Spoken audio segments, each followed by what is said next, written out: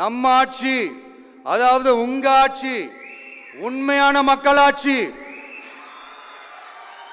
தமிழக வெற்றி கழகம் தலைமையிலான அறுதி பெரும்பான்மை பெற்ற ஆட்சி, அதே சமயத்தில் அதிகார பகிர்வுடன் கூடிய ஆட்சி.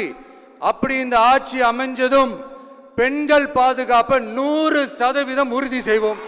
எப்படி பெண்களோட பாதுகாப்பு தான் டாப். தன்னோட சொந்த மனைவியவே டிவோர்ஸ் வாங்குற அளவுக்கு கொடுமைப்படுத்திருக்கிறாரு தாவேகா தலைவர் விஜய். அதுவும் ஏதோ நடிகையோட கள்ளத்தொடர்புல இருந்திருக்கிறாரு. கணவன் கள்ளத்தொடர்புல இருக்கிறாரு அப்படின்னா மனைவி கேட்கறதுல என்னங்க தப்பு இருக்கு? ஸோ இதை தட்டி கேட்டதுக்காக அவங்களுக்கு பொருளாதார ரீதியா எந்த ஒரு உரிமையுமே கொடுக்காம, அதாவது கையில காசே கொடுக்காம வீட்டுக்குள்ளேயே அடைஞ்சுக்கடா அப்படின்னு சொல்லிட்டு ஹோம் அரெஸ்ட் பண்ணி வச்சிருந்திருக்காரு. இவ்வளவு கொடூரமான வேலைகளை தாவேகா தலைவர் விஜய் செஞ்சிருக்காரு.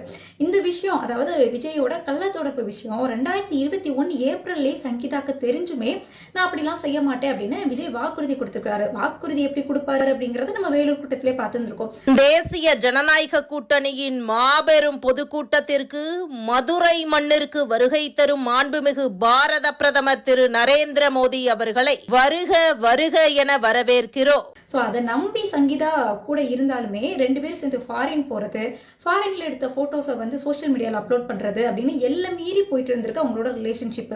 இது பத்தாது அப்படின்னு சொல்லிட்டு சோஷியல் மீடியாலுமே அந்த 2 பேரோட போட்டோவை எடுத்து போட்டு தப்பு தப்பா சேர்த்து வச்சு பேசுறதுனால அது என்னோட குடும்பத்துக்கும் எனக்கும், நல்ல குடும்பத்துல பிறந்த எனக்கு வந்து ரொம்பவே அசிங்கமா இருக்கு. அதனால எனக்கு டிவோர்ஸ் வேணும்னு சொல்லிட்டு இன்னைக்கு டிவோர்ஸ்க்கு அப்ளை பண்ணியிருக்காங்க. அது மட்டும் இல்லாம இந்த விஷயத்துல, இந்த டிவோர்ஸ் விஷயத்துல விஜயோ இல்ல விஜயை சார்ந்தவங்களோ யாராவது அழுத்தம் கொடுத்தாங்க அப்படின்னா அந்த நடிகை யாரு அப்படிங்கறதையுமே நான் வெளியிடுறதுக்கு தயங்க மாட்டேன்னு சொல்லியிருக்காங்க. ஸோ கூடிய சீக்கிரமா தாவேகா தற்குறிகள்னால அந்த நடிகை யாரு அப்படிங்கிற விவரமுமே தெரிய வரும்.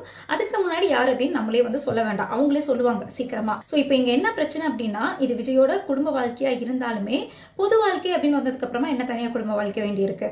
ஸோ தன்னோட சொந்த மனைவிக்கே துரோகம் செஞ்சு அவங்க இந்த அளவுக்கு கொடுமைப்படுத்தக்கூடிய நீங்க நாளைக்கு உங்களுக்கு வாக்கு போடக்கூடிய மக்களுக்கு துரோகம் செஞ்சு அவங்களை கொடுமைப்படுத்த மாட்டீங்க அப்படிங்கிறது என்ன நிச்சயம் இருக்கு? பெண்களோட பாதுகாப்பு தான் டாப் அப்படின்னு சொல்ற நீங்க உங்க கட்சியை சேர்ந்த அஜிதா அவங்க வந்து ஐசியூல இருக்கும்போது மலேசியால போய் டான்ஸ் ஆடி என்ஜாய் பண்ணீங்க. அதுக்கப்புறமா கிறிஸ்மஸ்ல டான்ஸ் ஆடினீங்க. அடுத்து நிறைய கூட்டங்கள் எல்லாமே போட்டீங்க. இன்னும் அவங்களுக்கு என்ன ஆச்சு, அவங்களுக்கு சரியாச்சான்னு கூட நீங்க வந்து கேட்கல. ஸோ நீங்க எப்படி பெண்களுக்கு பாதுகாப்பு கொடுப்பீங்க? உங்களுக்கு வாக்கு போடக்கூடிய மக்களை நீங்க எப்படி பாதுகாப்பா வச்சிருப்பீங்க? உங்களுக்கு நல்லாட்சி கொடுப்பீங்க?